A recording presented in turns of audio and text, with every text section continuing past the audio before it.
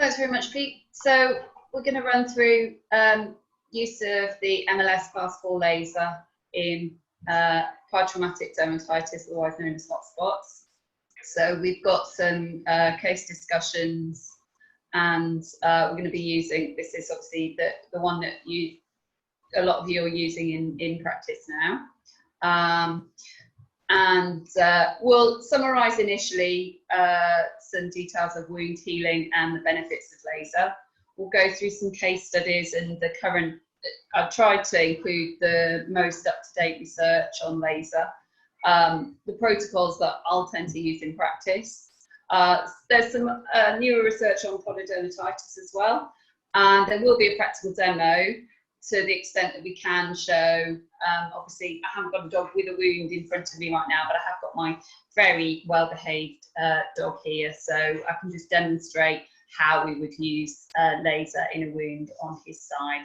And then there will be an opportunity for anyone to ask questions, any feedback you've got from your use for it in practice, and then any other tips that we can go through at the end as well. So low-level light therapy, LLLT, or photobiomodulation, using the Class 4 laser. It's a painless, non-invasive, non-toxic, easily deliverable in practice. It accelerates healing, provides analgesia, reduces inflammation, and there's no side effects as long as you're using it according to the manufacturer's instructions. At the cellular level, absorption of the near-infrared light produced by the laser interacts with cytochrome C oxidase in the mitochondria, and this leads to release of nitric oxide, which helps with angiogenesis and vasodilation. The main cause of the effects is thought to be the production of adenosine triphosphate, ATP, so energy in the cell for cell repair, and it's also been shown to increase the fibroblast activity. It increases reactive oxygen species, so helps with the endogenous antioxidant enzyme pathways. It reduces inflammatory cytokines, as we've already touched on before in other seminars, and also reduces COX-2 mRNA expression. So photobiomodulation in practice, just a quick warning there, it should be given after informed consent of the indications, and it has been patented to reduce pain, swelling and inflammation in people as well as animals. For safe delivery, it's really important that everyone is wearing eye protection that I've got here, that I'm going to use later on. And this is important both for the handler and the animal. We can now, obviously it used to be owner, but I'm tempted to use laser with using one of my RVNs in practice. Important to remove leads, collars, and think about backscatter and those sorts of things as well, making sure that we haven't got any neoplastic process going on in the area we're treating, not over any hormonal tissue such as the thyroid, and no pregnancy in the dog that we're treating either. So the benefits of Class 4 laser, this is taken from Godbold and Regal, this photograph here about pre and post in terms of the difference it makes in wound healing. So what is being published is that it maximises results and stabilises the wound healing. You get analgesia after certainly in my experience, after the first application. You reduce the inflammation to provoke resolution of the wounds, reduces swelling and edema, helps to stimulate collagen synthesis, reducing therefore our reliance on medications, analgesics, the likes of non-steroidal anti-inflammatories, and reduces antibiotic use because the wounds tend to heal a lot faster with less side effects. So this one on the right here is the one that has been treated with laser. Two dogs, these are pictures of two dogs that were treated as much as possible. It's only one case, but it has shown that same breeder, same owner, spay on the same day with the same surgeon. The right patient had laser therapy, one treatment immediately after surgery. That reduced the tissue swelling of the sutures, and there was less papular and macular reaction of the skin surrounding the incision. And this has also been shown in the study that I'm going to go on to next. So our post-op protocol that we tend to use in practice is wound setting on point mode, and that will be between 2 and 4 joules per centimetre squared immediately post-operatively after hemostasis has occurred. And you can repeat that at post-op check 2 or 3 days later. A lot of practices will do that, and they're getting wounds healing much more quickly and with less side effects. So this is a study that was done recently on, there was a series of 12 dogs, I think 9 were included in the study in the end, of surgical wounds healing after hemilaminectomy for intervertebral disc disease. They had 8 joules per centimetre squared daily for 7 days, and this was with a class 3 laser, but class 4 lasers tend to be more powerful and work more quickly. There was a significant improvement in scar scoring, which was blinded, and cosmetic appearance in laser-treated dogs at 7 days. So these are the images you can see here. A at the top, that was a non-laser patient illustrating that there is presence of scab over some of the area of the healing wound. The dog number B was that noted that there was a wide scar area, there wasn't hair in that scar, and there was still an area of pink granulation in the centre and to the right side of the incision. And C, I'll just move this screen here.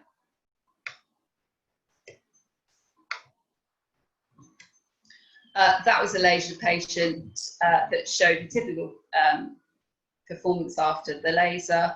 There was a completely healed incision there with no visible scar that you could see, and the hair regrowth was already significantly improved compared to the other dogs that had been treated.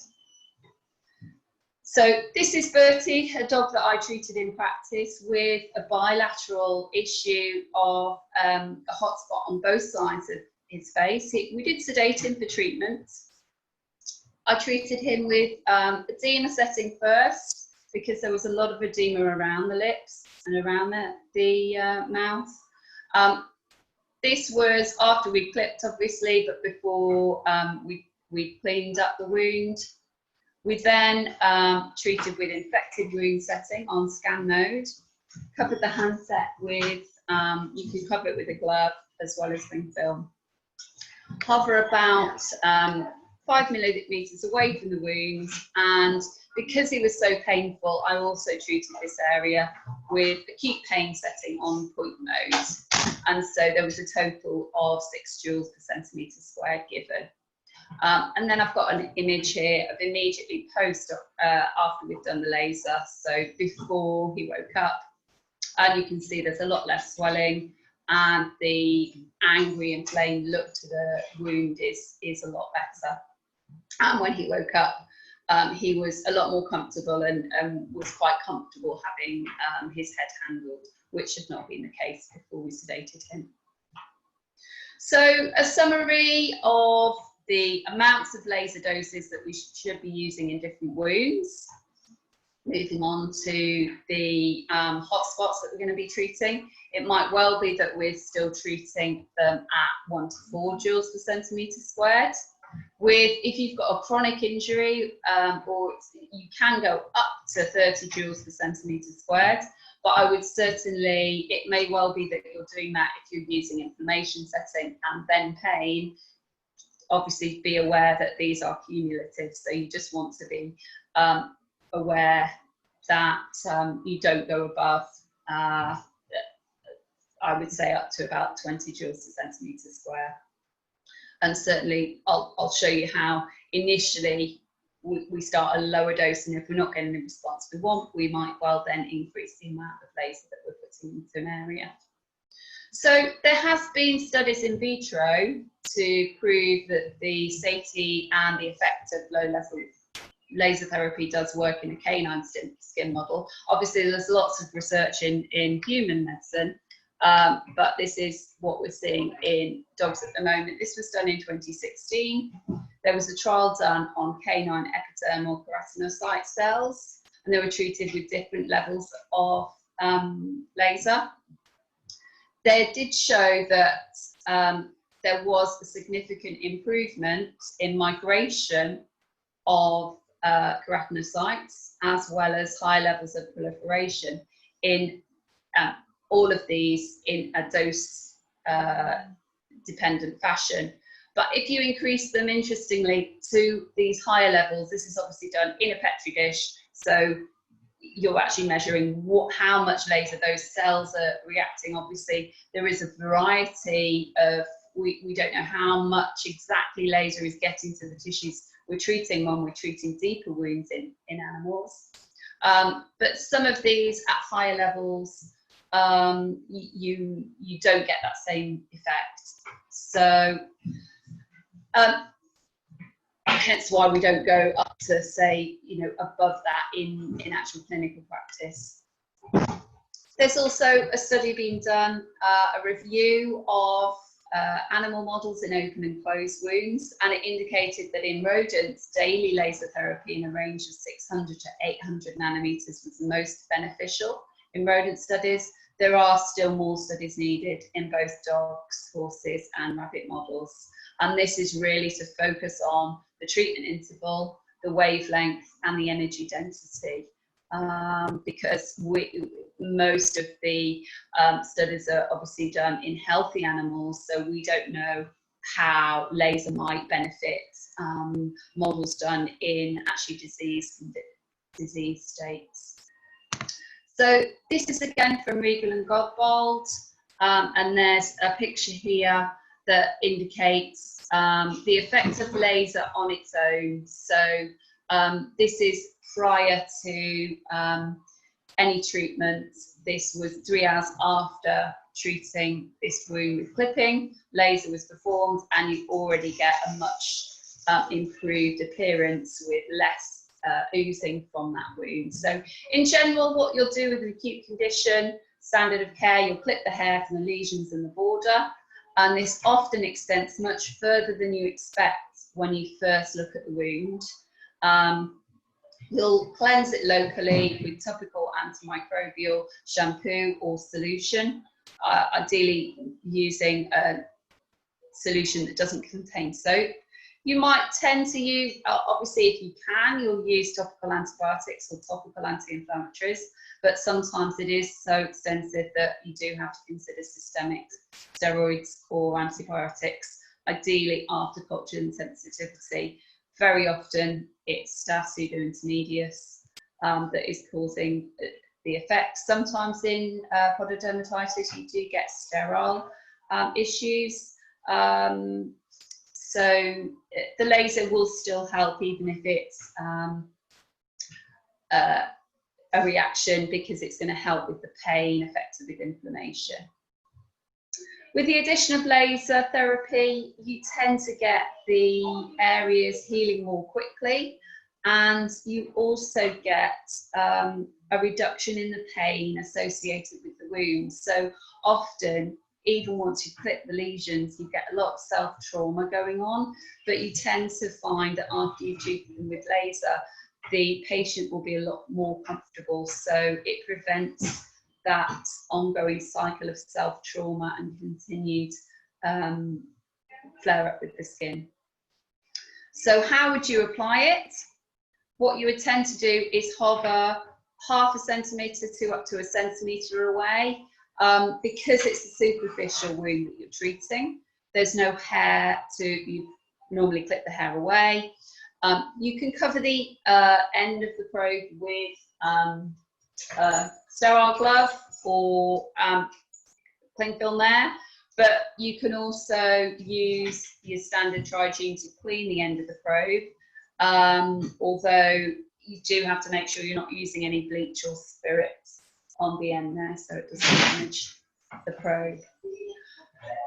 If you're using a scanning technique, which tends to work quite well, you'll do it in a fashion either parallel strokes across, either from the central wound as if you were doing preparing a wound for surgery, or you could go in a back and forth effect, just to make sure that you're doing it in a organised way and not missing any of the tissues, not forgetting not to just treat the wound, but to treat a significant area outside of the wound, because as we know, it often is spreading underneath the hair much further than we can initially see. So you can then also use a point technique, which tends to work a little bit more quickly on the outside of the wound to treat these borders 2 to 5 centimetres around the area of the skin affected. So just to clarify,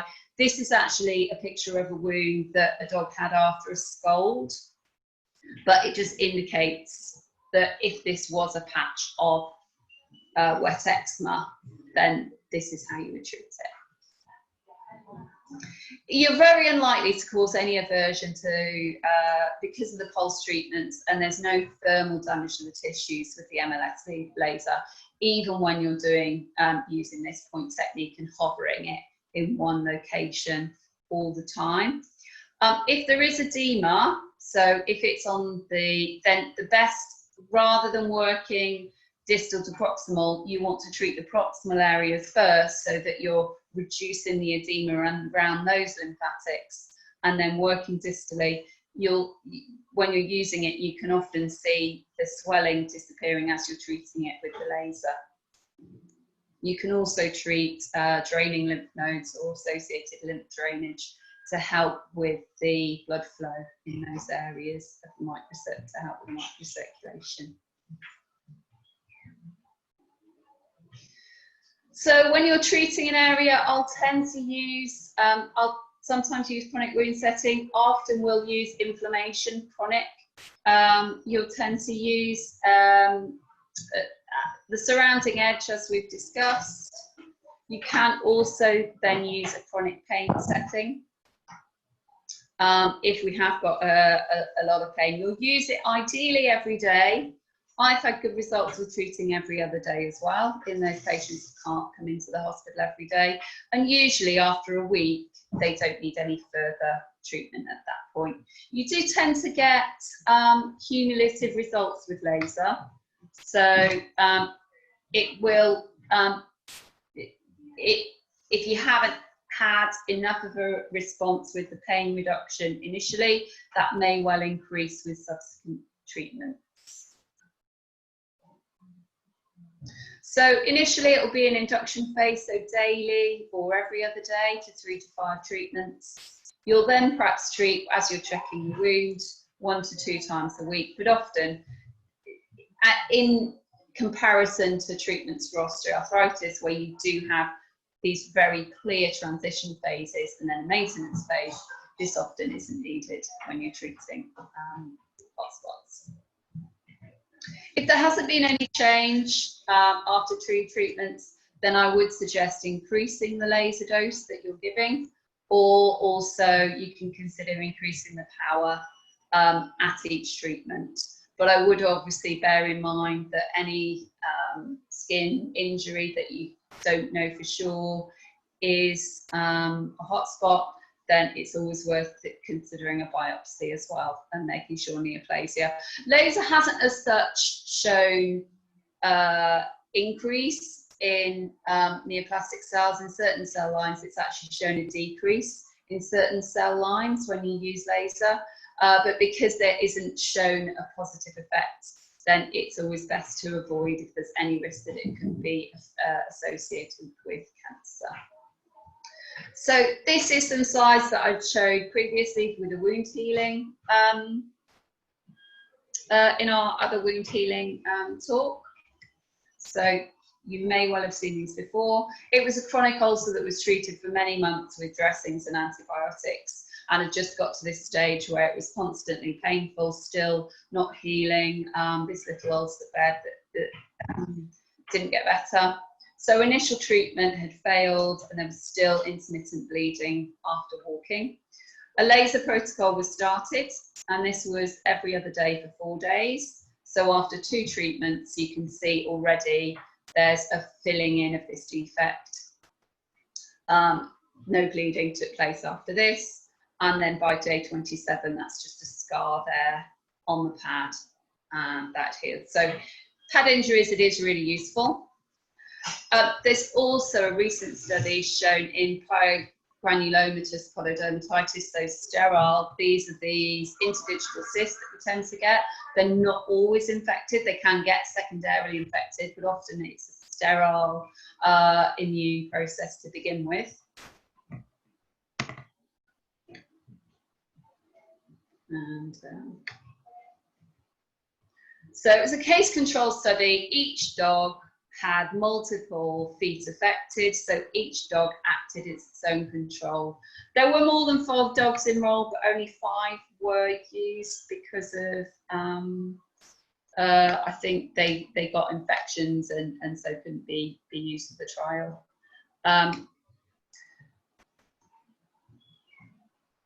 The control was a daily treatment of Photobiomodulation spray for 5 days. The laser treatment was a daily treatment at these times, lasting 6 minutes of 8 or 8 nanometers laser for 5 days. And they showed that there was a significant difference, not only at day 5, let me just go back there.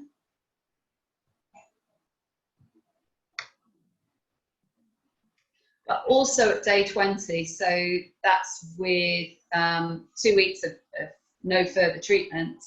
And in 50% of the lesions of those dogs that were treated with laser, so the feet that were treated with laser rather than the control, 50% of those had no recurrence at day 65, compared with the control dogs that had just a steroid spray. So we will move on. There's some other interesting studies there in pressure ulcers that we have discussed previously, and I'll leave that up there as well. So we'll get an assistant and I will show you the way that I would do it. If anyone has got any questions about how the machine itself, I'll just put this up here. Hey Caroline, we've got a question from Robert. So Robert, if it's okay with you, I could hand over to you to discuss with Caroline your question about the... Okay, well you kind of answered it just after I typed that. I was just saying, is there any contraindication to just putting more energy into these things? You know, you do a certain number of joules for a certain amount of time. You know, if you were just to keep going, if it was particularly bad, for instance, you know, would that be an issue? So, sorry, I didn't hear the question very well. Was it about do we just put more energy into these things? Yeah. I mean, is there any contraindication to just keep going longer with the laser than, you know, you might imagine? Yes, so there has been some studies that higher levels of energy can sometimes be detrimental to certain cell lines. So it is important that we use a protocol that has been shown that it will, and the settings that we've got on the MLS laser do account for that. So if I just show you here, there's a variety of settings that we can use. So with chronic inflammation, if you can just about see that there, it tends to be set around 4 joules per centimetre squared. So by starting at that level, and then it also in scan mode, it will be a similar amount. And this is to treat an area of about the size of a credit card, 50 centimetres squared. So it is difficult to know what the maximum level is, and certainly in people that they're using a lot higher levels of energy for deep tissue wounds, deep tissue injuries. But certainly when we're treating superficial wounds, it tends to be much better if we go at a lower level of energy. Can I just add one more? The pododermatitis dogs that you showed, you said the controls had Cortivance and the treated dogs had laser. Were the treated dogs getting Cortivance as well? Or? No, just laser. Yeah, it was the same dog, but it obviously, was there a level of steroid being absorbed systemically? I suppose, you know, you could argue that, but the wounds themselves were managed separately. Okay. often you will have a wound or infected wound setting, and it tends to give a slightly, I've had really good effects in this because you're treating a superficial wound rather than with hotspots. It sets at sort of 1.95 joules per centimetre squared. You can then sometimes add in if they are particularly painful. And the reason that they're different is because the wavelength of the second pulse, so you have two pulses that are used of laser. You've got the 805 nanometers and the 905 nanometers as well that are used. And so the higher level of the laser wavelength will always be pulsed, but the second one, as we've shown in some of our other demos, will be at a different frequency. So you can see with pain, it'll be at a frequency of 297 Hertz for chronic pain, or if you've got acute pain, it will be, and the reason that they're different is that they've shown that it's more effective at these different levels for the pain relief in the lab. So say that Merlin had, if you can see on the side here, sit down. A wound just on the side here. We'd clip and clean that, and then we'd set the preset to wound, infected, and then when we were ready, we'd press the button on the end, and we'd either go in concentric circles around the area affected, and you'd hover a little bit away, so you don't need to touch the wound, but obviously, because they normally, you don't need to sedate them, they will move, it's always best to have something to cover the end, or you could equally do it in a way like this, back and forth, and that would be in scan mode. If you have a slightly smaller area affected, then you can alternatively have it in point mode, and then just hover that over. Normally it's between about 20 and 30 seconds in each area, and then you could do that going around the wound as you're doing it. Today I'm not actually using the laser, so I haven't got anything. You could get something over his eyes, or you can just make sure the head is away. Much more difficult when you're treating the head, and it's always worth thinking about having a towel to cover the eyes of the patient, even when they're asleep, so that they're not getting any inherent scatter from that area. Okay. So yeah, just going through the machine again, you've got obviously the options of point mode or scan mode, and the amounts will be the same. It'll just reduce the time significantly when you're using point mode, because it can deliver a lot more laser in a shorter amount of time. So often I'll be using that just because of the speed delivery. You tend to be able to treat a hotspot in about 2 to 4 minutes, as opposed to 10 minutes if you're using only scan mode.